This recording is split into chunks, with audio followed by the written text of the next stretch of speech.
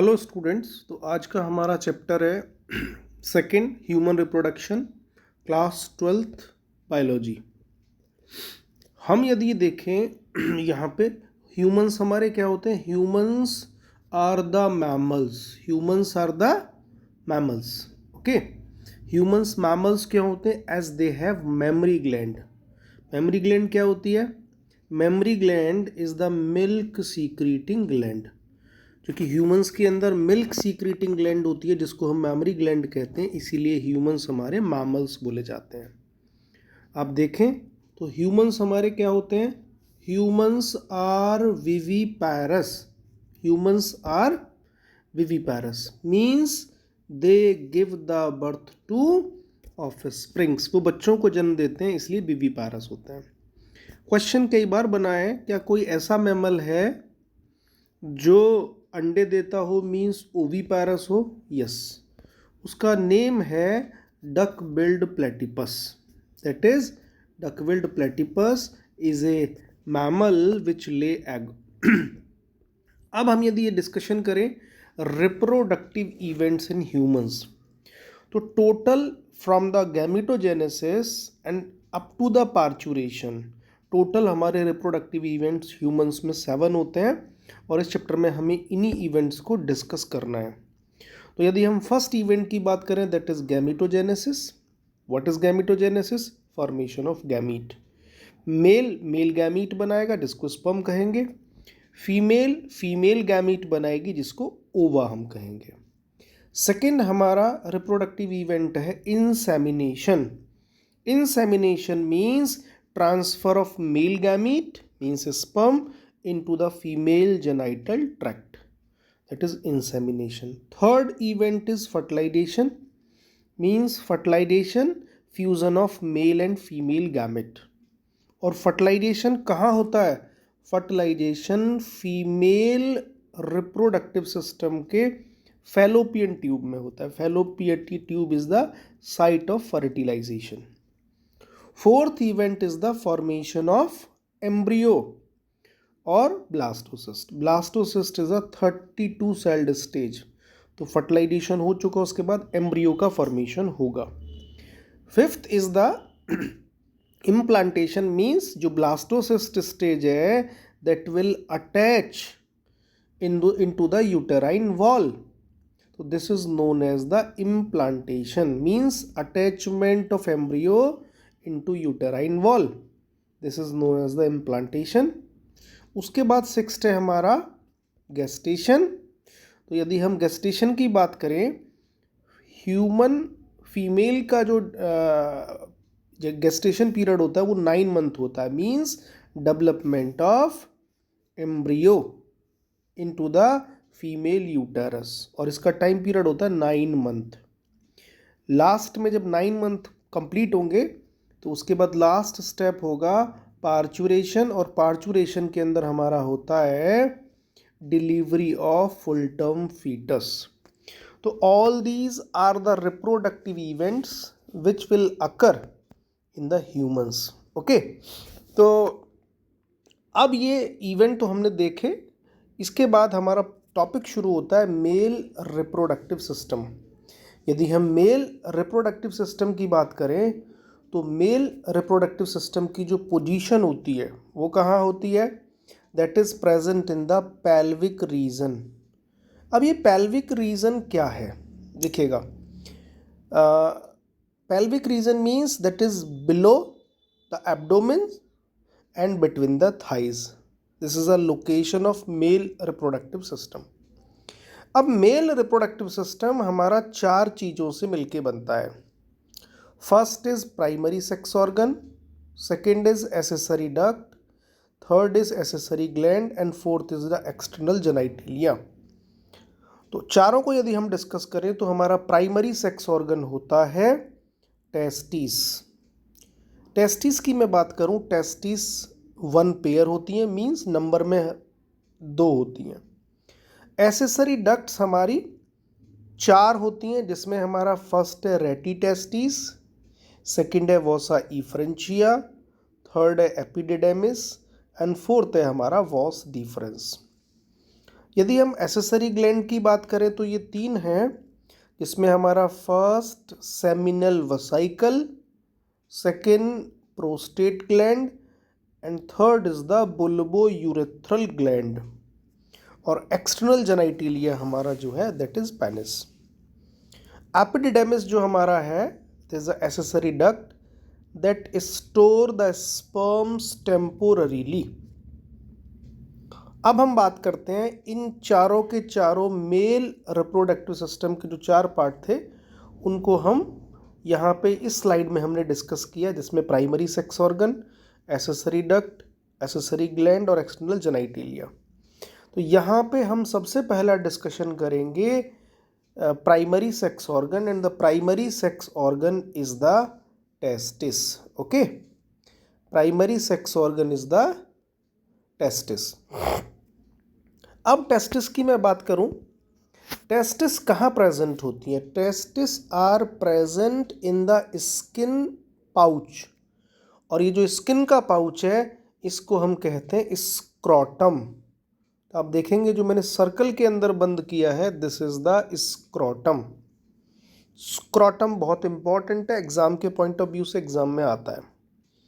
Scrotum का function क्या होता है? यदि हम स्क्रोटम के फंक्शन की बात करें तो scrotum helps in maintaining low temperature of testis, means testis के टेम्परेचर को लो करके रखेगा। कितना लो करके रखेगा? Scrotum maintain the temperature 2 to 2.5 degree Celsius lower than the body temperature, means हमारा बॉडी टेम्परेचर होता है 37 डिग्री सेल्सियस और यहाँ पे टेम्परेचर मिलेगा उससे 2 से 2.5 डिग्री लगभग कम। तो ये टेम्परेचर जरूरी है स्पर्म के प्रोडक्शन के लिए। अब हम कुछ जनरल फीचर्स की बात करते हैं। यदि हम जनरल फीचर्स देखें टेस्टिस के तो हमारे जनरल फीचर क्या हैं? Testis are the primary sex organ, number में 2 होती हैं। यदि टेस्टिस की शेप आप देखेंगे the shape of testis is Oval, Oval shaped होती हैं। Okay, that is Oval shaped. हम यदि साइज की बात करें तो आपको याद करना है लेंथ होती है 4 to 5 सेंटीमीटर, जबकि विड्थ होती है हमारी 2 to 3 सेंटीमीटर। पोजीशन की यदि हम बात करें these are the present outside the body, outside the body and present in the scrotum, that is a pouch of skin. Scrotum को यहाँ से डिस्कस किया गया। यदि स्क्रोटम का हम स्क्रोटम को देखें, स्क्रोटम के फंक्शन देखें तो इन सारे पॉइंट्स को हम लोगों ने ऑलरेडी डिस्कशन कर लिया इस वाले पोर्शन में। ओके, अब हम टेस्टिस के अंदर की तरफ जाते हैं और टेस्टिस के स्ट्रक्चर को समझने की कोशिश करते हैं। मैंने कहा था टेस्टिस का स्ट्रक्चर आप देखेंगे तो पहले हम देखेंगे टेस्टिस का नंबर कितना होता है। टेस्टिस का नंबर होता है हमारा 2 testis are present in the human male. अब ये स्ट्रक्चर आप देख रहे होंगे, ये जो स्ट्रक्चर हमारा है ये टेस्टिस का स्ट्रक्चर यहाँ पे आप देख रहे हैं। इस टेस्टिस के स्ट्रक्चर को यदि आप ध्यान से देखें तो इसमें बाहर की तरफ लेयर है जो कि काफ़ी डेंस है, इस लेयर का नाम है हमारा tunica vaginalis. This is a dense covering. इसके अंदर की तरफ एक लेयर होती है जिसको हम बोलते हैं tunica albuginea, that is tunica albuginea. इसके अलावा हमारे टेस्टिस में कुछ टेस्टिकुलर लोब्यूल्स होते हैं and these testicular lobules are the compartments. These testicular lobules are the compartments, और इन कंपार्टमेंट का नंबर आपको याद करना है that is approx 250 कंपार्टमेंट और the testicular lobules are present. अब हम देखेंगे इन टेस्टिकुलर लोब्यूल्स में के अंदर हमारा प्रेजेंट होता है सेमिनिफेरस टिब्यूल। क्या प्रेजेंट होता है? Seminiferous tubule. तो मैं आपसे पूछता हूं एक टेस्टिकुलर लोब्यूल के अंदर कितने सेमिनिफेरस टिब्यूल होते हैं? लगभग 3 से 4 या 2 से 3। मैं आपसे जानना चाहता हूँ एक टेस्टिस में कितने टेस्टिकुलर लोब्यूल्स हैं? 250। और एक टेस्टिकुलर लोब्यूल के अंदर लगभग 2 से 3 सेमिनिफेरस टिब्यूल होते हैं। अब हम सेमिनिफेरस टिब्यूल को जानने की कोशिश करेंगे और देखेंगे ये सेमिनिफेरस टिब्यूल का ये डायग्राम है हमारे सामने। यहाँ पे आप देखिएगा, इस सेमिनिफेरस टिब्यूल के डायग्राम को यदि हम ध्यान से देखें तो यहाँ पे हमारा है, this is a seminiferous tubule, आप देख रहे होंगे, this is a seminiferous tubule. और इस सेमिनिफेरस टिब्यूल के अंदर हमारे 2 तरीके की सेल्स प्रेजेंट होती हैं। वो 2 तरीके की सेल्स कौन सी हैं? पहली होती हैं इंटरस्टिटियल सेल, जिसको हम लीडिंग सेल भी बोलते हैं, और दूसरी सेल्स हमारी होती हैं सर्टोली सेल। ओके, इनको हम नर्स सेल भी बोलते हैं। सर्टोली सेल यहाँ आपको डायग्राम में दिख रहा होगा, these are the Sertoli cell, जिसको हम नर्स सेल भी बोलते हैं। अब इनका फंक्शन आपसे पूछा जाएगा, एग्जाम के लिए बहुत ही इंपॉर्टेंट है। हम बात करें इंटरस्टिशियल सेल्स या Leydig cells responsible for the secretion of androgen. Androgen means testosterone, means male sex hormone. Plus हमसे पूछा जाएगा सर्टोली सेल का फंक्शन। तो Sertoli cell provide the nourishment for the sperm. So this is the main function. जो Sertoli cell हमारी होती हैं उन पे एक हार्मोन काम करेगा जिसका नाम होता है FSH। अभी हम उसका डिस्कशन भी करेंगे, that is follicle stimulating hormone. तो this is all about the testis. अब यहाँ हार्मोनल कंट्रोल का हम लोग डिस्कशन करते हैं। आप यहाँ देखिएगा, सबसे पहले हम डिस्कशन करेंगे इस हार्मोनल कंट्रोल को, जिसको मैंने नाम दिया है मॉड्यूल 1। आप ध्यान से देखिएगा, एक हमारा हार्मोन होता है जिसको हम कहते हैं GnRH, that is gonadotropin releasing hormone. This is a full name. This gonadotropin releasing hormone is secreted by the hypothalamus. एक ग्लैंड हमारे दिमाग में होती है जिसका नाम होता है हाइपोथैलेमस। वो ये ग्लैंड GnRH हार्मोन प्रोड्यूस करेगी और अटैक करेगी पिट्यूटरी ग्लैंड पे। पिट्यूटरी ग्लैंड हमारा LH हार्मोन बनाएगी। पिट्यूटरी GnRH किस पे अटैक करेगा? पिट्यूटरी। और पिट्यूटरी कौन सा हार्मोन सीक्रेट करेगी? LH hormone. दैट इज, इस एरो को आप काट देंगे यहाँ से। अब LH सीक्रेट होगा from the pituitary and will attack on the Leydig cell और द इंटरस्टिशियल सेल। अभी हमने पढ़ा था, ये हमारे टेस्टिस के अंदर प्रेजेंट है। और जैसे ही LH अटैक करेगा लीडिंग सेल पे, तो यहाँ पे हम देखेंगे सीक्रीशन ऑफ एंड्रोजन होगा, यानी कि सीक्रीशन ऑफ टेस्टोस्टेरॉन होगा। अब आप देखिएगा,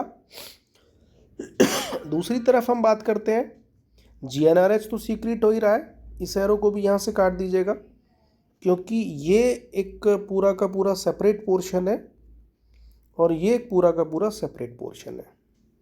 तो जो GnRH हमारा है, GnRH, इस एरो को भी हम कट करेंगे, GnRH is secreted from the hypothalamus, जो कि ब्रेन में एक ग्लैंड है। अब GnRH हमारा पिट्यूटरी पे अटैक करेगा और पिट्यूटरी हमारा सीक्रेट करेगी FSH।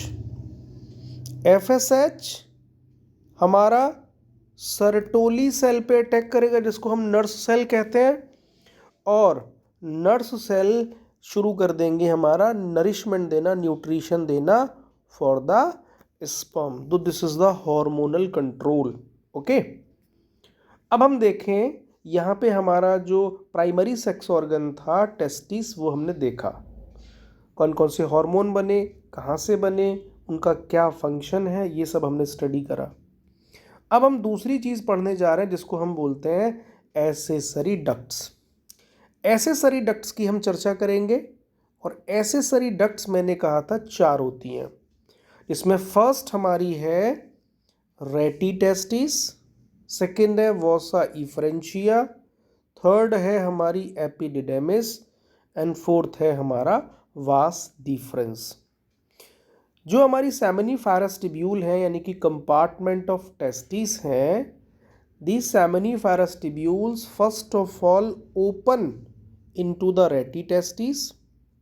Ratty testes open into the vasa efferentia.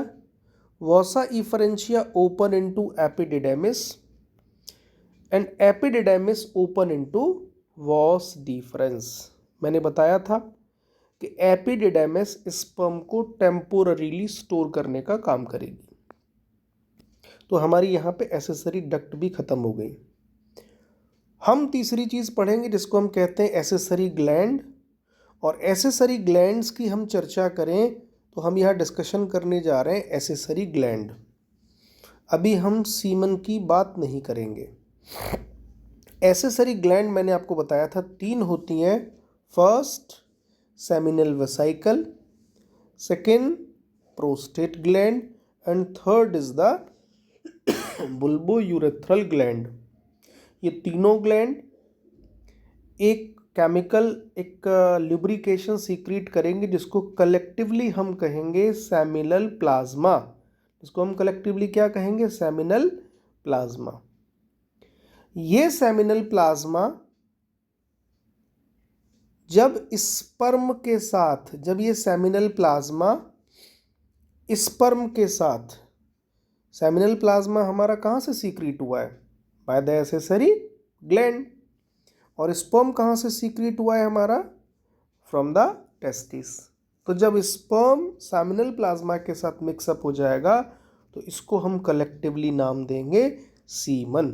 Means from the male body semen is ejaculated into the female genital tract। Okay, तो यहाँ पे जो हमारा जो सेमिनल प्लाज्मा है, ये सेमिनल प्लाज्मा मोटिलिटी प्रोवाइड करेगा और इसके अंदर कुछ हमारे एंजाइम प्रेजेंट होते हैं। तो you have to remember seminal plasma is rich in fructose, calcium and certain enzymes.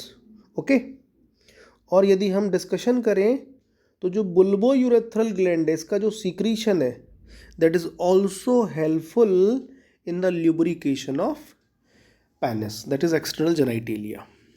आपको दोबारा से मैं बता दूं, this seminal plasma is rich in fructose, calcium and certain enzyme. Next slide की तरफ हम मूव करते हैं। हमारा वहाँ पे ओवर हो चुका है मेल रिप्रोडक्टिव सिस्टम। अब हम डिस्कशन करने जा रहे हैं फीमेल रिप्रोडक्टिव सिस्टम। तो फीमेल रिप्रोडक्टिव सिस्टम को यदि हम डिस्कस करें तो हम देखते हैं इसके भी 4 पार्ट हैं। First primary sex organ, second accessory duct, third accessory gland and fourth is the external genitalia. अब हम देखें प्राइमरी सेक्स ऑर्गन जो है हमारा, उसमें हमारी ओवरी प्राइमरी सेक्स ऑर्गन बनाती हैं। ओवरी पेयर में 1 होती हैं जबकि नंबर में 2 होती हैं। ओवरी गैमीट फॉर्मेशन करेंगी और हार्मोन प्रोडक्शन करने का काम करेंगी। इसके बाद हमारी एसेसरी डक्ट्स हैं। एसेसरी डक्ट्स की यदि मैं चर्चा करूं तो एसेसरी डक्ट्स हमारी कौन कौन सी हैं? Fallopian tube. कौन सी हैं? Fallopian tubes. इन फैलोपियन ट्यूब को हम ओविडक्ट भी कहते हैं। इसके अलावा हमारा यूटेरस, देन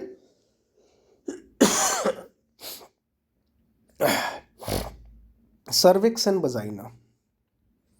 ये हमारी एसेसरी डक्ट्स हैं, cervix and vagina. Okay, third हमारा है एसेसरी ग्लैंड। एसेसरी ग्लैंड की डिस्कशन यदि हम करते हैं तो एसेसरी ग्लैंड होती है मेमरी ग्लैंड। और मेमरी ग्लैंड क्या करती है? Secrete milk for the nourishment, जो कि बेबी को हम मदर प्रोवाइड करेगी। फोर्थ पार्ट है फीमेल रिप्रोडक्टिव सिस्टम का external genitalia.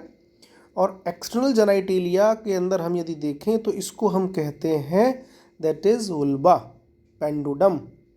This is the external structure of the female reproductive system. कुछ इंपॉर्टेंट फैक्ट्स हमारे सामने हैं about the female reproductive system. वो फैक्ट हमारे पास हैं। फर्स्ट, आपको मैं बता दूं, हमारी ovary neither attach to the uterus. आप देख रहे हैं यहाँ पे ये हमारा यूटेरस है और इधर हमारी फैलोपियन ट्यूब है जो मैंने पिंक से लेवल किया है। तो ये ओवरी ना तो अटैच है यूटेरस के साथ और ना अटैच है फैलोपियन ट्यूब के साथ। ओके, तो ये लिगामेंट से अटैच होती है। अभी हम दूसरी स्लाइड में उसका डिस्कशन करेंगे। यदि हम यूटेरस की शेप देखें तो आप देखिएगा जो हमारा यूटेरस है वो यूटेरस ये है। This one is the uterus. इसकी शेप आप देखेंगे that is inverted pear shaped, जैसे नाशपाती होता है, उल्टा करेंगे देखेंगे उसको तो उल्टे नाशपाती के जैसी शेप हमारे यूटेरस की होती है। हार्मोनल कंट्रोल हम देखें तो एक प्रोजेस्ट्रॉन हार्मोन होगा। Progesterone hormone play the important role in maintenance of pregnancy. ये बहुत इंपॉर्टेंट है और एग्जाम में बहुत क्वेश्चन प्रोजेस्ट्रॉन से पूछे जाते हैं। इसके अलावा हम बात करें यूटेरस को हम एक नाम से और जानते हैं जिसका नाम है वॉम्ब। ओके, आपके लिए मैंने यहाँ एक क्वेश्चन डिज़ाइन किया है। हम इस क्वेश्चन को पढ़ेंगे और फिर जानने की कोशिश करेंगे इसका answer. Why do fallopian tube have cilia? देखिएगा, आप यदि देखें ध्यान से तो हमारी फैलोपियन ट्यूब क्या है? Fallopian tube are these structure. Fallopian tube are these structure. तो फैलोपियन ट्यूब की जो अंदर की वॉल है उसके अंदर सीलिया प्रेजेंट होते हैं। यदि हम डिस्कशन करें सीलिया क्यों प्रेजेंट है, देखिएगा इस क्वेश्चन का आंसर यहाँ आपको मिलेगा। These are the microscopic hair like structure and beat rhythmically the transport the oocyte from the ovary towards the uterus. तो जो ओवरी से हमारा oocyte आएगा उसको पुश करने का, ट्रांसपोर्ट करने का काम करेंगे towards the uterus and it also assist the sperm movement in the fallopian tube, क्योंकि fallopian tube is the site of fertilization. तो यहाँ पे जो oocyte और जो मेल स्पर्म का फर्टिलाइजेशन होगा वो फैलोपियन ट्यूब के अंदर ही होता है। ये क्वेश्चन आपके लिए डिज़ाइन किया गया है। अब हम वापस से फीमेल रिप्रोडक्टिव सिस्टम को दूसरी स्लाइड में देखने की कोशिश करेंगे और जो हमारे चारों स्ट्रक्चर है उनको वहाँ डिटेल में पढ़ेंगे। First primary sex organ, second accessory duct, third accessory gland and fourth is external genitalia. तो मूव करते हैं सेकंड स्लाइड की तरफ। आप यहाँ पे आप देखिएगा प्राइमरी सेक्स ऑर्गन हमारा है। प्राइमरी सेक्स ऑर्गन क्या है? Primary sex organ is the ovary. Ovary के बारे में कुछ मैंने चीज़ें लिखी हैं, प्राइमरी सेक्स ऑर्गन के बारे में कुछ बातें लिखी हैं। ओवरी नंबर में 2 होती हैं जबकि पेयर में 1 पेयर होगा। फंक्शन की बात करें ओवरी के, it will produce the ovum और फीमेल सेक्स हार्मोन बनाएंगी जिसको हम एस्ट्रोजन कहते हैं। ये 2 मेन काम होते हैं, फर्स्ट एस्ट्रोजन और second female gamete means ovum produce करने का काम करेंगी। ये ओवरी मैंने कहा था they neither attach to uterus and nor to the with the fallopian tube. तो ये किससे अटैच्ड होती हैं? They are attached by the ligament. अभी ये क्वेश्चन CBSE बोर्ड 2026 के पेपर में पूछा गया था तो वहाँ पे ऑप्शन लिगामेंट करेक्ट था। यदि हम ओवरी की शेप की बात करें तो ओवरी की शेप हमारी कैसी होती है? Almond shaped. ऑलमोंड मतलब हम बादाम के शेप जैसी हमारी जो है ओवरी होती हैं। Size 2 to 4 centimetre in length. Position यदि हम बात करें तो they are present inside the pelvic region. ये ओवरी पेल्विक रीजन के अंदर प्रेजेंट होती हैं। यही बात इन्होंने यहाँ वापस से मेंशन की है, इसलिए मैं इस पूरे पोर्शन को कट करता हूँ। दूसरी चीज़ हमारी होती है एसेसरी डक्ट्स। एसेसरी डक्ट्स की चर्चा करें तो पहली चीज़ है हमारी fallopian tube. Fallopian tube, fallopian tube को और हम किस नाम से जानते हैं? फैलोपियन ट्यूब को और हम जानते हैं ओविडक्ट के नाम से। अब जरा ध्यान से देखेंगे, यहाँ पे जो फिम्ब्रियाई है, फिम्ब्रियाई क्या है? फिम्ब्रियाई मीन्स ये जो आप देख रहे हैं ये स्ट्रक्चर, ये वाला, ये जो स्ट्रक्चर आप देख रहे हैं शुरू में जो पोर्शन है ये हमारी फिम्ब्रियाई प्रेजेंट होती हैं और fimbriae receive the ovum. Basically जो एम्पुला रीजन है ओविडक्ट का, this is a site of fertilisation. ये क्वेश्चन बहुत आता है। Inner lining of the fallopian tube is muscular and ciliated, and the fallopian tube can be divided into three parts: isthmus, ampulla and infundibulum. Infundibulum ये closest part होता है ovary के। Ampulla हमारा middle reason है जहाँ पे हमारा fertilisation होगा। दूसरा हमारा एसेसरी डक्ट है यूटेरस, जिसको हम वॉम्ब भी कहते हैं। यहाँ पे इम्प्लांटेशन होगा in the endometrium. Endometrium is the inner layer of uterus और इस के अंदर 3 लेयर्स होती हैं। हम डिस्कशन करें, perimetrium outer most, myometrium middle layer and endometrium is the inner most layer, जो कि every month this is the endometrium. Okay, ये हमारी पेरीमेट्रियम है सबसे बाहर की तरफ और ये हमारी मायोमेट्रियम है। तो अदर नेम वॉम्ब कहते हैं, ये मैंने पहले भी बताया था। थर्ड और फोर्थ की चर्चा करें हम लोग एसेसरी डक्ट में तो हमारा सर्विक्स एंड वजाइना। तो सर्विक्स यदि आप ध्यान से देखेंगे, this is the cervix region and this is the vagina. तो cervix is the mouth of the uterus that combine with the vagina and form the birth canal, and birth canal play an important role in the parturition। एक question फिर से design किया गया आपके लिए जो कि बोर्ड में बना है, what is the primary function of birth canal during parturition? To facilitate the passage of the foetus from the uterus to the external environment. जब फुल टर्म फीटस डेवलप हो जाएगा उसके बाद जब वो डिलीवरी उसकी होगी तो वो इसी रास्ते से बाहर आएगा। अब हम आगे की तरफ बढ़ते हैं। यहाँ पे हम देखने की कोशिश करें, तीसरा पार्ट था हमारा accessory gland. This is the third portion, accessory gland. तो एसेसरी ग्लैंड हमारी क्या है? That is the mammary gland. आप ध्यान से देखने की कोशिश करिएगा, सबसे पीछे की तरफ हमारी रिब्स प्रेजेंट हैं। रिब्स आप देखेंगे, रिब्स कौन सी हैं? रिब्स पे हमारी प्रेजेंट है पेक्टोरेलिस मसल और यहाँ हमारा फैट है बेटा। ये फाइनली हमारा मेमरी लोब बनाता है। ये मेमरी लोब आप देखते हैं, ये फैट है और मेमरी लोब का नंबर लगभग 15 से 20 होता है।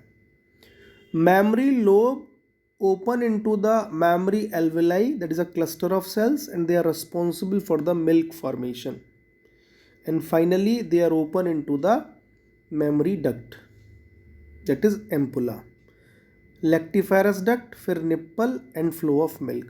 तो ये हमारा फ्लो है पीछे से आगे की तरफ। यदि हम आते हैं तो हम रिब से शुरू करेंगे और रिब से शुरू करके हम लोग निप्पल तक पहुंचेंगे। This is a flow. Okay, अब आप देखेंगे यहाँ पे एक चौथा पोर्शन हमारा है।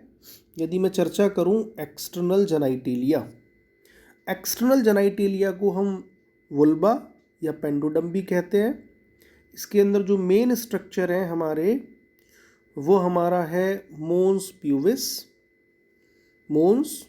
प्यूविस, labia majora, labia minora, hymen and clitoris.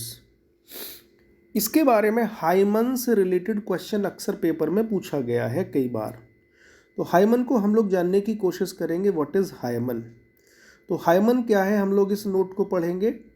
और हाइमन को आप देखेंगे, hymen is a covering of vaginal opening that can break due to various physical activities like cycling, horseback riding, etc. and is not a reliable indicator of virginity. Okay? तो ऐसा नहीं है यदि ये हाइमन ब्रेक है तो that female partner is in relationship with someone, this is not the necessary. Means this hymen may break during the physical activities in cycling और horseback riding. Okay, तो this is not a reliable indicator of virginity. एक question यहाँ हमारे सामने है biology quest के नाम से. यदि आप देखेंगे चैनल का नेम भी बायोलॉजी क्वेस्ट है. ट्रू और false, the mammary gland is an exocrine gland. तो yes, mammary is a exocrine gland because it's secrete into ducts. Endocrine glands कौन सी होती हैं? एंडोक्राइन ग्लैंड होती हैं जो डक्टलेस होती हैं, वो एंडोक्राइन ग्लैंड. लेकिन मैमरी एक एक्सोक्राइन ग्लैंड है. अब हम आगे की तरफ मूव करेंगे. हमारा नया टॉपिक शुरू होता है जिसको हम कहते हैं गैमीटोजेनेसिस. जिसको हम क्या कहते हैं? गैमीटोजेनेसिस. तो गैमीटोजेनेसिस की डेफिनेशन हम देखें, बहुत ही सिंपल है. गैमीटोजेनेसिस की डेफिनेशन है formation of gametes. Formation of gametes. Male के अंदर मेल गैमीट बनेगा एंड फीमेल के अंदर फीमेल गैमीट बनेगा. मेल गैमीट टेस्टिस बनाएगी एंड फीमेल गैमीट ओवरी बनाएगी. तो डेफिनेशन दोबारा से डिस्कस करते हैं. Formation of gamete is known as gametogenesis. Male के अंदर स्पर्म बनेगा, इसलिए मेल के अंदर हम बोलते हैं स्पर्मेटोजेनेसिस, और फीमेल में ओवम बनेगा, इसलिए हम वहाँ कहेंगे ऊजेनेसिस. तो दो तरीके की गैमेटोजेनेसिस होती है. अब ये जो गैमेटोजेनेसिस है या ऊजेनेसिस है, गैमेटोजेनेसिस दो तरीके की होती है, स्पर्मेटोजेनेसिस एंड ऊजेनेसिस. तो हम पहले स्पर्मेटोजेनेसिस को स्टडी करेंगे. What is spermatogenesis? The process of formation of sperm from immature male germ cell, that is spermatogonia. तो स्पर्मेटोगोनिया से स्पर्म बनने की जो प्रोसेस है, ये पूरी की पूरी साइकिल, इसी को हम कहते हैं स्पर्मेटोजेनेसिस. अब इस पूरे डायग्राम को हम लोग समझने की कोशिश करेंगे. एग्जाम के पॉइंट ऑफ व्यू से बहुत ही इंपॉर्टेंट है. देखिएगा, ये हमारी सेल है जिसको हम कह रहे हैं स्पर्मेटोगोनिया. ये स्पर्मेटोगोनिया डिप्लॉइड होती है, यानी कि 2n होती है. इसमें क्रोमोसोम का नंबर 46 होता है. यहाँ पे माइटोसिस सेल डिवीज़न होगा, मीन्स इक्वेशनल सेल डिवीज़न, और डिफरेंशिएशन होगा. डिफरेंशिएशन होके एट प्यूबर्टी, ये डिफरेंशिएशन प्यूबर्टी में होगा और हमारा बनेगा प्राइमरी oocyte.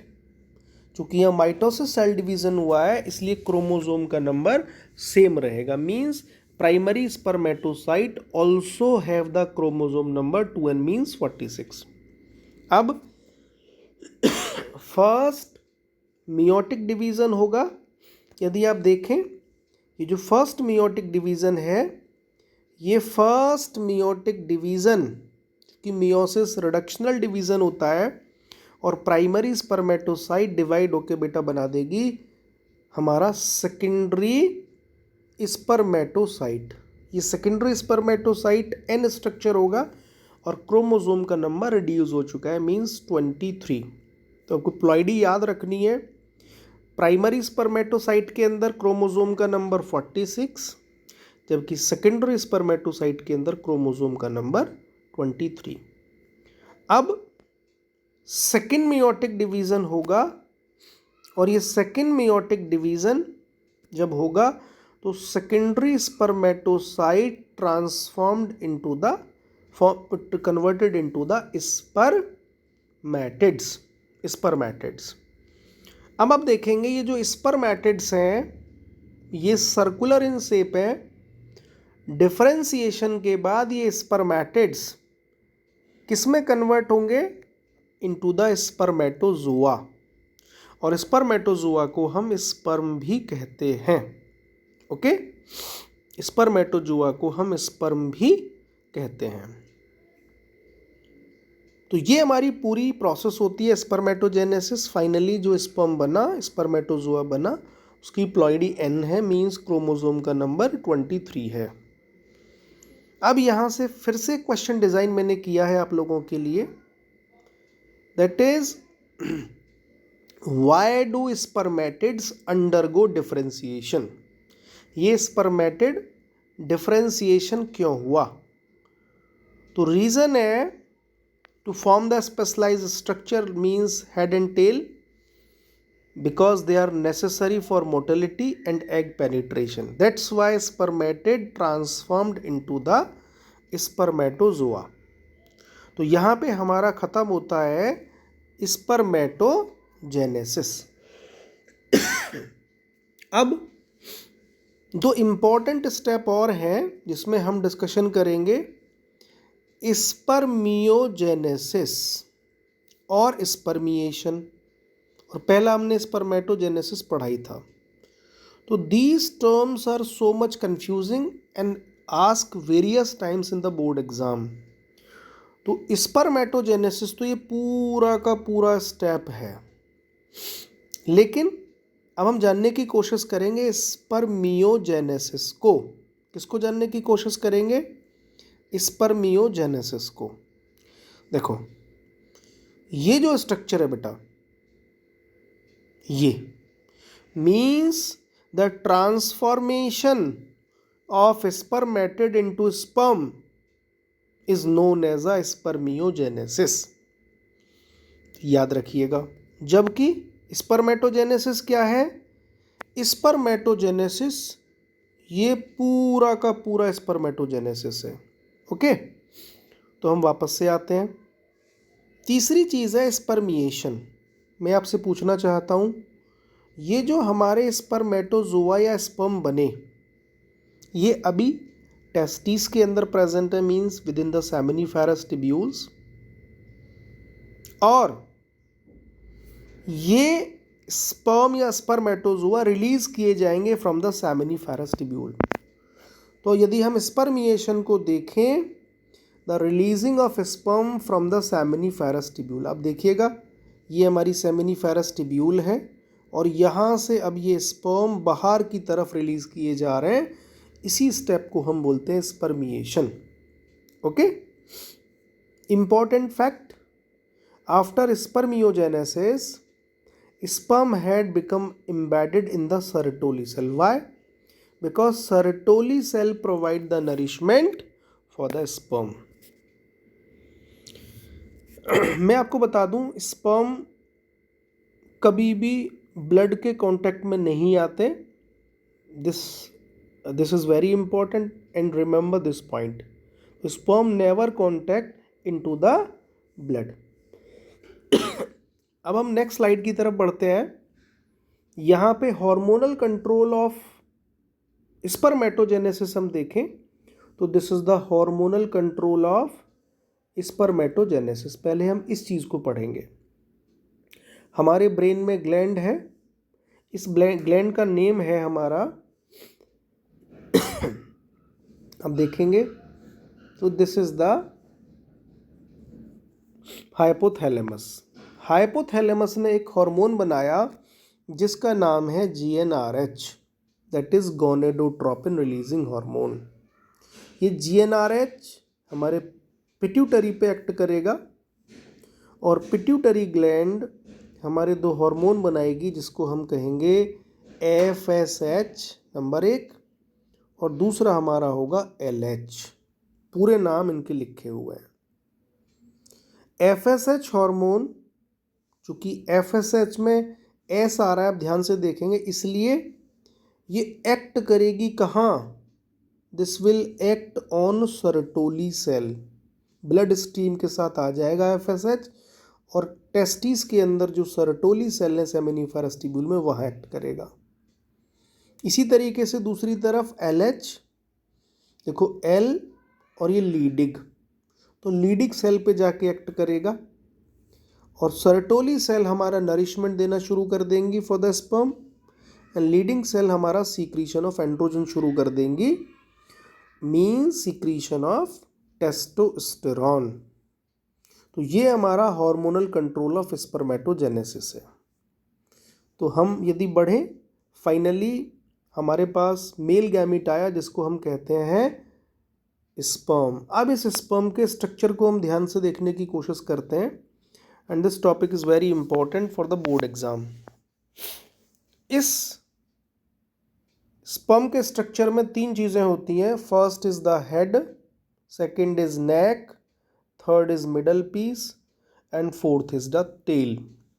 तो हेड रीजन को सबसे पहले हम समझने की कोशिश करते हैं। सबसे ऊपर की तरफ एक प्लाज्मा मेम्ब्रेन है, इसके अंदर आप देखेंगे तो ये हमारा इसके अंदर एक एक्रोसोम रीजन है हेड रीजन के अंदर। इसके अंदर हमारे एंजाइम्स होते हैं और यही एंजाइम पेनिट्रेट करते हैं, डिसॉल्व करते हैं, that is a wall of ovum, penetrate करके एंटर करते हैं हमारे फीमेल गैमीट में। इसी हेड के अंदर हमारा न्यूक्लियस होगा, इस न्यूक्लियस के अंदर हमारा क्रोमोसोम प्रेजेंट होंगे। नेक हेड रीजन के नीचे है और फिर हमारा होता है मिडल पीस। मैं आपको बता दूं, मिडल पीस के अंदर प्रेजेंट होते हैं mitochondria and mitochondria are the source of energy. इसी एनर्जी से ये स्विम कर पाएंगे। And last part is the tail, last part is the tail. तो टेल की यदि हम डिस्कशन करें, टेल इस स्पर्म के लिए मोटिलिटी प्रोवाइड करेगी ताकि ये स्विम कर सके और हमारा रीच करेगा फैलोपियन ट्यूब में, फीमेल रिप्रोडक्टिव ट्रैक्ट के। This is all about the structure. एक क्वेश्चन मैंने यहाँ डिजाइन किया है, what is the primary function of the acrosome. तो क्वेश्चन आप देखेंगे, what is the primary function of acrosome. Acrosome के अंदर हमारे हाइड्रोलिटिक एंजाइम्स होते हैं that digest the egg cell outer layer and that allowing the penetration. This is an important function of the acrosome region. अब आगे की तरफ हम बढ़ते हैं। नेक्स्ट स्टेप हमारा है oogenesis. What is oogenesis? मैंने कहा था गैमेटोजेनेसिस 2 तरीके की होती है, मेल के अंदर स्पर्मेटोजेनेसिस और फीमेल के अंदर oogenesis। आप देखेंगे तो what is oogenesis? Formation of ओवा फ्रॉम oogonia, और oogenesis is different from the spermatogenesis, क्योंकि वहाँ पे स्पर्म बनेगा, यहाँ पे oogonia बनेगा, ओवा बनेगा। और भी कई सारी चीज़ों में डिफरेंट होती है oogenesis फ्रॉम द स्पर्मेटोजेनेसिस, वो हम देखेंगे। It start at the fetal stage, जबकि स्पर्मेटोजेनेसिस हमारा प्यूबर्टी में स्टार्ट हुई थी, जबकि oogenesis हमारा फीटल एज में स्टार्ट होती है। यदि हम फीटल स्टेज की बात करें फीमेल के अंदर, तो द नंबर ऑफ oogonia की यदि डिस्कशन करें तो number of oogonia are the couple of millions of oogonia are present in the fetal stage, but large number of oogonia will degenerate. Large number of oogonia क्या कर जाएंगे? Degenerate कर जाएंगे, यानी कि उनकी डेथ हो जाएगी। और प्यूबर्टी स्टेज तक केवल और केवल 60,000 to 80,000 प्राइमरी फॉलिकल्स, मीन्स हमारे फॉलिकल्स आर लेफ्ट, इतने ही बचेंगे। यानी कि हमारे oogonia only 60,000 to 80,000 are left at the puberty, and after that no new oogonia are formed after birth. Okay, तो बर्थ के बाद नए oogonia नहीं बनेंगे, केवल उनका नंबर 60,000 से 80,000 तक ही रहेगा। ये पूरी प्रोसेस हम यदि देखें तो इस पूरी प्रोसेस को आप देखिएगा, ये पूरी की पूरी प्रोसेस हमारी oogenesis को रिप्रेजेंट करती है। देखिएगा हमारे oogonia है, इनकी प्लॉइडी 2Na, माइटोसिस यानी कि इक्वेशनल सेल डिवीजन हुआ और डिफरेंशिएशन हुआ। oogonia फाइनली कन्वर्ट हो गया प्राइमरी oocyte में, और प्राइमरी oocyte की प्लॉइडी 2Ne होगी। क्यों? क्योंकि माइटोसिस इक्वेशनल सेल डिवीजन है, the chromosome number will not reduce. Primary oocyte arrest हो जाएगा in the birth stage, in the childhood and puberty stage में अब हमारा फर्स्ट मियोटिक डिवीजन कंप्लीट होगा, that is a completed prior to ovulation. तो जब first meiotic division हुआ तो primary oocyte converted into the secondary oocyte, primary oocyte converted into the secondary oocyte, और secondary oocyte की प्लॉइडी आपको याद करनी है, दैट इज N। और यहाँ पे एक स्ट्रक्चर और बना जिसको हम कह रहे हैं पोलर बॉडी। इसके बाद हमारा सेकेंडरी oocyte फिर हमारा कन्वर्ट होगा ओवम में, और यहाँ पे होगा हमारा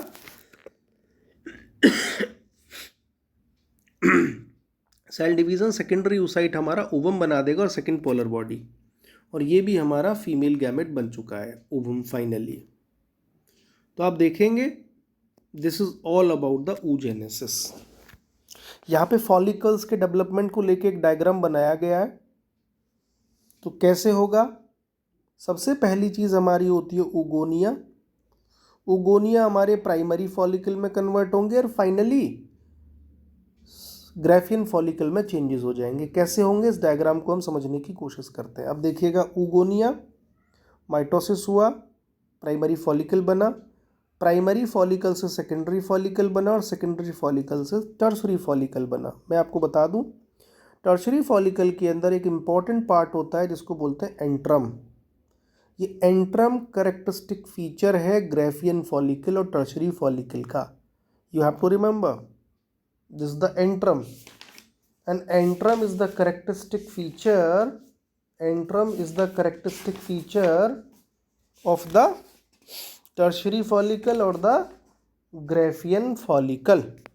ओके, अब ग्राफियन फॉलिकल का स्ट्रक्चर आपके सामने, इसी के अंदर हमारा सेकेंडरी oocyte प्रेजेंट है। And when LH surge will occur means जब हमारा मेंस्ट्रुअल साइकिल में 14th डे ओवुलेशन होगा तो secondary oocyte will be released by the Graafian follicle, वो हम आगे देखेंगे। And the remaining part will be converted into the corpus luteum, और ये कॉर्पस ल्यूटियम सोर्स होता है हमारा प्रोजेस्टेरोन हार्मोन का। This is a hormonal control of oogenesis। आप देखेंगे यहाँ पे, यदि हम हार्मोनल कंट्रोल की बात करें oogenesis की, तो वही GnRH that is gonadotropin releasing hormone secreted by the hypothalamus.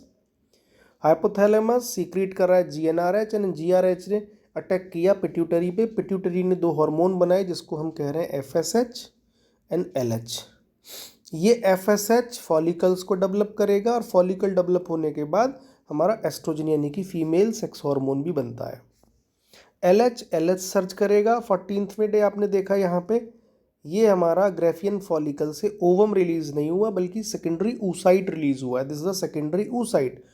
पुरानी NCERT आप देखेंगे तो वहाँ पे वो ओवम मेंशन करता था, लेकिन नई NCERT में उन्होंने उस ओवम को वर्ड को हटा के सेकेंडरी oocyte वर्ड यूज़ किया है। सेकेंडरी oocyte कन्वर्ट ओवम में तब होगा जब फर्टिलाइजेशन होगा। तो यहाँ पे रैप्चर ऑफ ग्राफियन फॉलिकल हुआ और सेकेंडरी oocyte बाहर आया, और जो बच गया पार्ट, ये वाला पार्ट जो बच जाएगा, चूँकि ये बाहर आ चुका है सेकेंडरी oocyte, तो बचे हुए पार्ट को हम बोलते हैं कॉर्पस ल्यूटियम। कॉर्पस ल्यूटियम क्या है? Corpus luteum is the source of progesterone hormone, and progesterone hormone is necessary for the maintain of pregnancy. इस ग्राफियन फॉलिकल के अंदर एक स्ट्रक्चर होता है जिसको हम बोलते हैं एंट्रम। तो ये जो स्ट्रक्चर है, ये वाला structure antrum is the characteristic feature of the Graafian follicle. Please remember this point. Next important topic, menstrual cycle. और मेंस्ट्रुअल साइकिल को हम बहुत सिंपल वे में यहाँ समझने की कोशिश करते हैं। It is the monthly cycle which happens in a human females. 28 days की साइकिल होती है ये। कितने डेज की साइकिल होती है? 28 डे की साइकिल ये होती है। मीनार्क क्या है? यदि हम मीनार्क की बात करें, what is menarche? First menstrual cycle in female. Means जब वो फीमेल 12, 13 या 14 ईयर्स की होगी तो उस समय फर्स्ट मंथली साइकिल आएगी, उसी को हम बोलते हैं menarche. And what is menopause? Menopause is the last menstrual cycle in the female, that is known as the menopause. That is known as the menopause. अब आप देखिएगा, तो ये तो first and last monthly cycle का discussion हमने किया। यहाँ जो डायग्राम आपके सामने है, इस डायग्राम को यदि मैं देखूँ, ये डायग्राम आप देख रहे हैं, ये पूरा का पूरा डायग्राम हमारा आप बता रहा है मेंस्ट्रुअल साइकिल को। इसमें हमारे फेजेस होते हैं 4। फर्स्ट हमारा है मेंस्ट्रुअल फेज, दूसरा follicular phase, third ovulation phase या ovulatory phase, and fourth is the luteal phase. इन्हीं 4 को यहाँ भी menstrual phase, follicular phase, ovulation ये means ovulatory phase and luteal phase. इनके डेज आप याद करेंगे, मेंस्ट्रुअल साइकिल के डेज जो होते हैं वो होते हैं 1 to 5, फॉलिकुलर के डे 5 to डे 13, ओव्यूलेशन का डे 14 एग रिलीज होगा इसलिए day 14, and luteal phase 15 to 28 days. तो यहाँ पे आप देख रहे हैं ये डेज मेंशन है हमारे, days 1, 3, 5, 7, these are the date are mention. यहाँ तक हमारे डेट मेंशन है। अब आप देखिएगा, ये इवेंट हमारे यूटेरस के हैं, ये जो इवेंट हमारे हो रहे हैं, ये इवेंट हमारे ओवरी के हैं, ये इवेंट हमारे ओवरी के अंदर जो फॉलिकल्स डेवलप हो रहे हैं, और ये हमारे पिट्यूटरी हार्मोन लेवल हैं जो कि FSH और LH हार्मोन के लेवल को बता रहा है। अब यदि हम देखने की कोशिश करें तो पहले हम मेंस्ट्रुअल फेज को समझने की कोशिश करते हैं। मेंस्ट्रुअल फेज क्या करता है? Break down of endometrium. तो आप देखेंगे एंडोमेट्रियम में नीचे की तरफ आ गई है, मींस एंडोमेट्रियम ब्रेक हुई है। एंडोमेट्रियम ब्रेक हुई है यहाँ पे। अब एंडोमेट्रियम ब्रेक हुई है मींस ये इवेंट चलेगा हमारा 1 से 5 दिन। इसी को हम बोलते हैं मेंस्ट्रुअल फेज। दूसरी हमारी होती है फॉलिकुलर फेज। फॉलिकुलर फेज हमारा डे 5 to डे 15 होता है, और इसमें हमारे फॉलिकल्स डेवलप हो रहे होते हैं, means primary, secondary, tertiary and Graafian. इसके बाद आप देखेंगे ओवुलेटरी फेज, मींस 14वें डे आप देखिएगा, ये जो हमारा ग्राफियन फॉलिकल है रप्चर हुआ और हमारा सेकेंडरी oocyte बाहर आ गया है। इस सेकेंडरी oocyte के बाहर आने को ही हम क्या कहते हैं? इसके बाहर आने को हम कहते हैं that is ovulation, and the phase is ovulatory phase. ये कौन से डे होगा? Day 14th। And last is the luteal phase. This is the luteal phase, ये डे 15 से लेके डे 28 होगी। मीन्स यहाँ पे कॉर्पस ल्यूटियम का फॉर्मेशन होगा। देखिए this is the corpus luteum, this is the corpus luteum, ये कॉर्पस ल्यूटियम हमारा है, corpus luteum, corpus luteum. And corpus luteum क्या करेगा? Formation of progesterone hormone. Progesterone hormone is necessary for the maintenance of pregnancy. Okay, इसके अलावा ये जो ovary के जो हार्मोन्स हैं इनको हम कहते हैं एस्ट्रोजन एंड प्रोजेस्टेरॉन। तो प्रोजेस्टेरॉन 2 जगह से सीक्रेट होता है। प्रोजेस्टेरॉन यहाँ पे कॉर्पस ल्यूटियम से भी सीक्रेट होगा, और हम आगे जाके पढ़ेंगे प्रोजेस्टेरॉन प्लेसेंटा भी बनाता है, यहाँ पे उसका डिस्कशन नहीं करना है। तो आप देखेंगे इसमें से एक हार्मोन हमारा एस्ट्रोजन को रिप्रेजेंट कर रहा है, जबकि दूसरा हार्मोन, ये जो लाइट येलो वाली लाइन है, ये प्रोजेस्टेरॉन के लेवल को बता रही है। तो प्रोजेस्टेरॉन हार्मोन लेवल तब रेज करा है जब कॉर्पस ल्यूटियम का फॉर्मेशन हो गया है। जबकि एस्ट्रोजन हमारा फॉलिकल्स के डेवलपमेंट होने की वजह से बना है, तो ये हमारा 14th डे से पहले हाई रहता है। यहाँ पे दो हार्मोन हमारे दिखाए गए FSH and LH। Dark colour जो लाइन है ग्रीन कलर की, ये LH को रिप्रेजेंट कर रही है।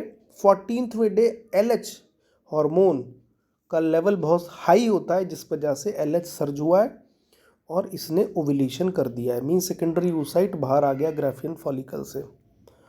दूसरा FSH हार्मोन आप देख रहे हैं कहाँ से लेवल उसका इंक्रीज और कहाँ डिक्रीज लेवल है। तो ये हमारा इवेंट है। इसी को हम आगे दूसरी स्लाइड में समझने की कोशिश करते हैं। आप इसी स्लाइड को आप देखेंगे ध्यान से, तो आप ध्यान से देखिएगा इस स्लाइड को। मैंने कहा 4 फेजेस होती हैं, menstrual phase, follicular phase, ovulatory phase और ल्यूटियल फेज। डेज मैंने पहले ही आपको बता दिए थे। क्या होगा, मेजर इवेंट के यहाँ नाम लिखे हुए हैं। शेडिंग ऑफ एंडोमेट्रियम, यानी कि यूटेरस की इनर वॉल शेडिंग हो जाएगी। एस्ट्रोजन एंड प्रोजेस्टेरोन का लेवल डाउन रहेगा। कॉर्पस ल्यूटियम डिग्रेड कर जाएगी और हार्मोन एट लोवेस्ट होंगे, mean cycle has been restarted. दूसरी फेज फॉलिकुलर फेज की हम बात करें, फॉलिकुलर फेज डे 5 से शुरू होती है, डे 1 से नहीं। ओके, तो FSH जो हार्मोन है that will stimulate the follicle growth. तो प्राइमरी फॉलिकल धीरे धीरे मैच्योर होने लगा ग्राफियन फॉलिकल में, और एस्ट्रोजन का लेवल आप देख रहे हैं रेज कर चुका है, और फिर से हमारा जो एंडोमेट्रियम है वो बनने लगी है, मीन्स ओके। तो एक नीट में क्वेश्चन बना था, आप देखेंगे estrogen repairs uterine lining means endometrium. तीसरी फेज की हम तरफ पढ़ें, this is the ovulation. Ovulation phase की बात करें तो ये डे 14th होता है। एकदम से LH हार्मोन जो कि बना है पिट्यूटरी से, वो तेजी से सीक्रेट होगा, और ये LH हार्मोन ग्राफियन फॉलिकल से रिलीज कर देगा सेकेंडरी oocyte को। तो रिलीजेस ऑफ सेकेंडरी oocyte, और फिर पॉसिबिलिटी रहेगी if the availability of sperm, fertilization हो जाएगा। तो LH सर्ज जो है वो हमारा की स्टेप है, की इवेंट है, because during the LH surge और after the LH surge female mean secondary oocyte is releasing from the Graafian follicle. और लास्ट फेज हमारा है ल्यूटियल फेज, जो कि डे 15 से डे 28 डे होती है। यहाँ पे कॉर्पस ल्यूटियम का फॉर्मेशन हुआ है, प्लस प्रोजेस्टेरोन लेवल हाई हो गया, क्योंकि कॉर्पस ल्यूटियम ही प्रोजेस्टेरोन बनाता है। कुछ एस्ट्रोजन भी बनेगा, एंडोमेट्रियम भी फॉर्मेशन हो रही है, और प्रोजेस्टेरोन हार्मोन को हम लोग आप देखेंगे क्या कहते हैं, pregnancy hormone. Please remember this point.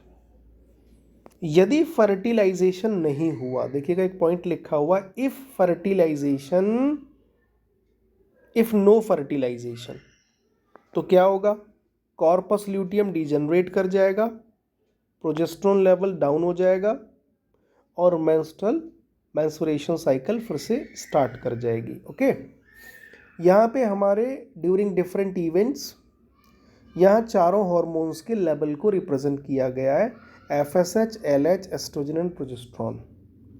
अब इसी डायग्राम की दूसरी स्लाइड में रिप्रेजेंट करता हूँ, जिसमें नीट के रिलेटेड क्वेश्चंस बहुत ज़्यादा बने। कहाँ से क्या क्वेश्चन बना है उसको हम देखने की कोशिश करेंगे। अब आप देखिएगा, यदि हम देखें, हम पहले मेंस्ट्रुअल फेज को समझने की कोशिश करेंगे, और वहाँ से क्या क्वेश्चन बने हैं पिछले सालों में वो हम देखेंगे। ओके,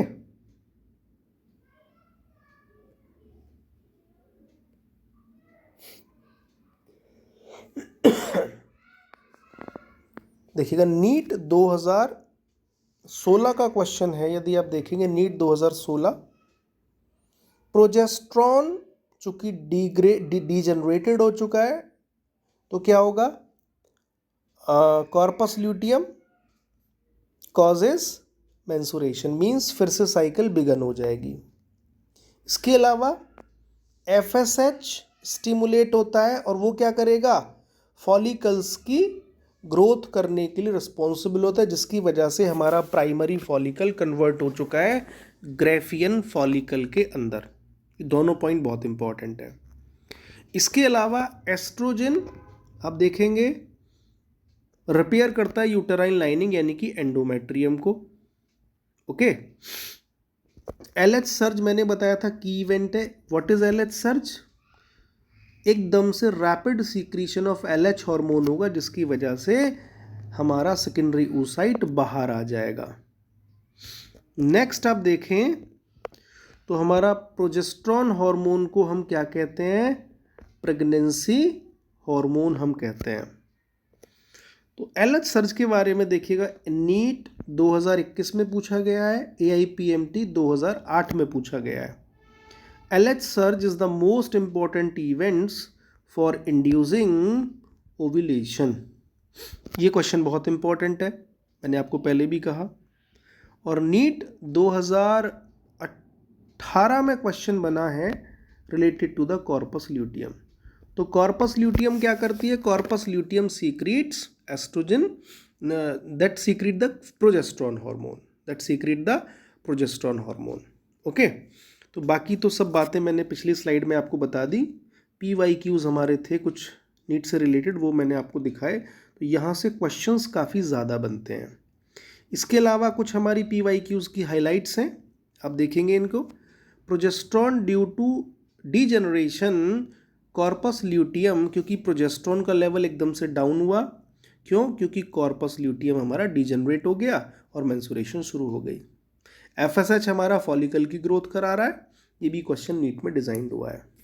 तो यहाँ पे हमारा जो फीमेल की साइकिल है, मेंस्ट्रुअल साइकिल, वो खत्म हो जाती है। हम आगे की तरफ बढ़ते हैं। नेक्स्ट हमारा है फर्टिलाइजेशन एंड इम्प्लांटेशन। तो फर्टिलाइजेशन एंड इम्प्लांटेशन की बात करें है क्या,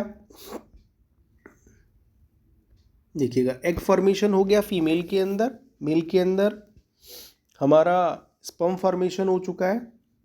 अब फर्टिलाइजेशन का मतलब है there is a fusion of male gamete means sperm and ovum is called fertilization. यहाँ पे जब फर्टिलाइजेशन हो जाएगा तो उसके बाद क्या बनेगा, जाइगोट, और जाइगोट से क्या बनेगा, एम्ब्रियो। तो देखो ये हमारा जाइगोट है और जाइगोट से हमारा ब्लास्टोसिस्ट बनता है, जो कि हमारा डिफरेंशिएटेड हो चुका है। तो ये क्या करेगा, अटैच करेगा in the wall of endometrium, in the wall of uterus. तो embedding of embryo in endometrium is known as the implantation, means attachment of embryo with the endometrium, that is the inner wall of uterus, is known as the implantation। और ये कब होगा, after fertilisation. After fertilisation ये means zygote बनने के बाद हमारा बनेगा एम्ब्रियो और एम्ब्रियो अटैच हो जाएगा। तो जाइगोट यहाँ कैसे बनेगा आप देखने की कोशिश करिएगा। ये हमारा जाइगोट है, ये आप देखिएगा, ये हमारा जाइगोट है। जाइगोट माइटोसिस सेल डिवीजन कराया और 2 सेल्ड स्टेज में कन्वर्ट हो गया है। 2 सेल्ड स्टेज फिर से डिवाइड करिए by the mitosis cell division, 4 celled stage, और 4 सेल्ड स्टेज हमारा कन्वर्ट हो चुकी है 8 सेल्ड स्टेज में। ये 8 सेल्ड स्टेज वापस से फर्टिलाइज करेगी, वापस से माइटोसिस सेल डिवीजन करेगी और 16 सेल स्टेज बनेगी। इस 8 से 16 सेल स्टेज को हम क्या कहते हैं, मोरूला।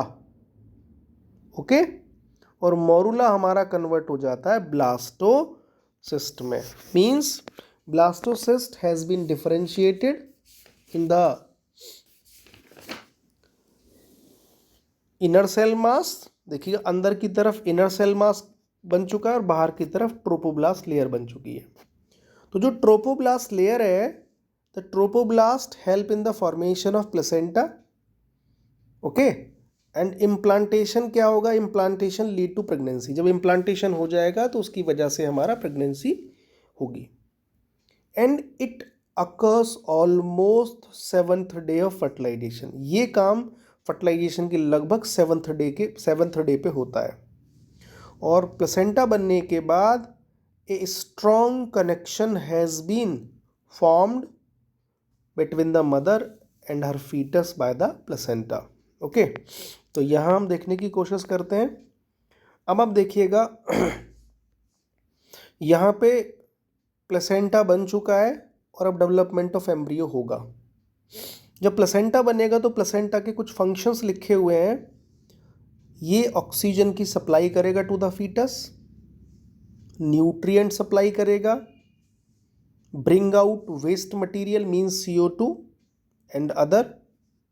इसके अलावा also work as a endocrine gland means secrete various hormones, जैसे HCG human chorionic gonadotropin secrete करेगा, HPL human placental lactogen secrete करेगा, एस्ट्रोजन सीक्रेट करेगा, प्रोजेस्टेरोन सीक्रेट करेगा। तो यहाँ पे 4 हार्मोन हमारे प्लेसेंटा ने फॉर्म किए। And one more hormone is also secreted, that is relaxin, but this relaxin is secreted by the ovary, not secreted by the placenta. ये रिलैक्सिन हार्मोन प्लेसेंटा नहीं बनाता, ये ओवरी बनाती है, और लेकिन ये later stage of pregnancy secret होता है। ये हमें याद रखना है। आपको पता होगा ह्यूमंस ट्रिप्लोब्लास्टिक एनिमल है, मीन्स हमारे अंदर 3 लेयर्स मिलती हैं, एक्टोडर्म, एंडोडर्म एंड मीजोडर्म। तो वी आर ट्रिप्लोब्लास्टिक एनिमल। और मैंने पहले कहा था कि इम्प्लांटेशन 7th डे होता है फर्टिलाइजेशन के बाद, और दोनों के बीच में कनेक्शन बिल्डअप हो चुका है। इसके अलावा हमारे कुछ नीट के कुछ क्वेश्चंस हैं यहाँ पे, यदि हम देखें तो नीट के क्वेश्चंस को देखने की कोशिश करते हैं। Supply of oxygen and nutrient to embryo is an important function of placenta. Yes, I have already discussed about it. Relaxin hormone जो बना, ये किसने बनाया?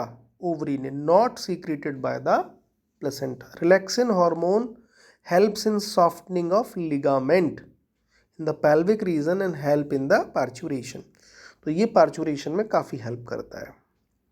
HCG, that is human chorionic gonadotropin, that is secreted by the placenta and that maintain the corpus luteum for the secretion of progesterone during early pregnancy। ये भी NEET 2008 और 2010 में question design हुआ है। ये सारे क्वेश्चंस आप देख रहे हैं, ये नीट 2020, ये नीट 2021। हम आगे की तरफ बढ़ते हैं। 2 more points are also written here। First point, वही चीज़ें नीट 2021 में पूछा गया, रिलैक्सिन हार्मोन के बारे में वही बात लिखी है। आगे की तरफ हम मूव करते हैं और ये हम लास्ट में पहुंच चुके हैं चैप्टर के। यदि हम लास्ट में देखें तो यहाँ पे हमारा बेटा इंपॉर्टेंट इवेंट है, that is a parturition. Parturition क्या होता है? That is a delivery of the baby, क्योंकि 9 मंथ हमारा गेस्टेशन कंप्लीट हो चुका है और यहाँ अब डिलीवरी होनी है। Delivery of the baby is known as the parturition, means expelled out of full term foetus. लेकिन how it will happen, how the parturition will happen? It will initiated by the foetal ejection reflex. Okay, देखो parturition में ये diagram आपको बताया गया, ये बच्चा है और ये बच्चा जो है बाहर आ रहा है यूटेरस के, तो इसको पार्चुरेशन कह रहे हैं। लेकिन इनिशिएटेड कैसे हुआ? तो यहाँ पे आप देखिएगा, ये जो बेबी है यहाँ से कुछ सिग्नल्स ट्रांसफ़र हो रहे हैं ब्रेन के पास। इसके अलावा ये प्लेसेंटा भी कुछ सिग्नल भेज रहा है ब्रेन के पास। तो signal originated from full term fetus and the placenta. तो जो फीटल इजेक्शन रिफ्लेक्स है that is initiated by the full term fetus and the placenta. तो ये सिग्नल्स कहाँ से ओरिजिनेट हुए हैं? From the full term fetus and the placenta. ये सिग्नल जाएंगे and they will triggers the pituitary gland, they will triggers the pituitary gland. तो जो पोस्टीरियर पिट्यूटरी है, एंटीरियर नहीं, posterior pituitary will secret the oxytocin. देखो कौन सा hormone आ गया? ऑक्सीटोसिन। अब ये ऑक्सीटोसिन क्या काम करेगा? ऑक्सीटोसिन काम करेगा बेटा on the uterine wall, on the oxytocin act on uterine wall. इससे क्या होगा? That start strong rhythmic contractions, mother को अनबियरेबल पेन होने लगेंगे। But this is the first function of oxytocin hormone.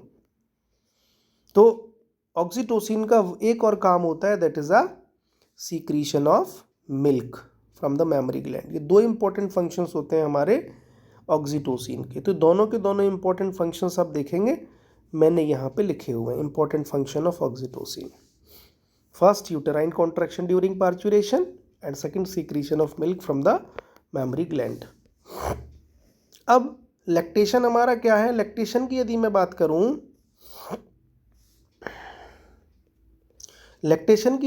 करूं, व्हाट इज लैक्टेशन? तो lactation के अंदर आप देखिएगा secretion of milk from the mammary gland at the end of parturition is known as the lactation, और that is a initial yellowish milk, यानी कि शुरू के दिनों में जो पीला गाढ़ा दूध आता है माँ का बेटा, उसको बोलते हैं colostrum. Colostrum is very important for the newly born baby because it contains nutrients and antibody a. इसके अंदर एंटीबॉडी ए भी होती है। ये एंटीबॉडी ए क्या करती है? That provide the passive immunity. ये पैसिव इम्यूनिटी प्रोवाइड करती है। अब देखिएगा यहाँ पे हमारा कोलेस्ट्रॉम है, first yellowish initial day milk that contain the antibody, और देखिएगा मदर जो है अपने बच्चे को ब्रेस्ट फीडिंग करा रही है, इससे बच्चे को पैसिव इम्यूनिटी यानी कि रेडीमेड एंटीबॉडीज मिल रही हैं। यहाँ पे कुछ क्वेश्चंस मैंने लिखे हैं, आप उनको देख सकते हैं and you can make practice. Okay, तो ये क्वेश्चन जो बीच में है सेकंड, इसको यहाँ पे काट दीजिएगा आप लोग, इसको नहीं पढ़ना है। कुछ मिस्टेक्स यहाँ, टाइपोग्राफिकल एरर्स यहाँ पे हैं। तो फाइनली ये जो हमारा चैप्टर सेकंड है ह्यूमन रिप्रोडक्शन, इसको हम ख़त्म करते हैं और नेक्स्ट वीडियो में हम लोग मिलेंगे chapter number third, that is reproductive health. तो मुलाकात होती है हमारी। All the very best.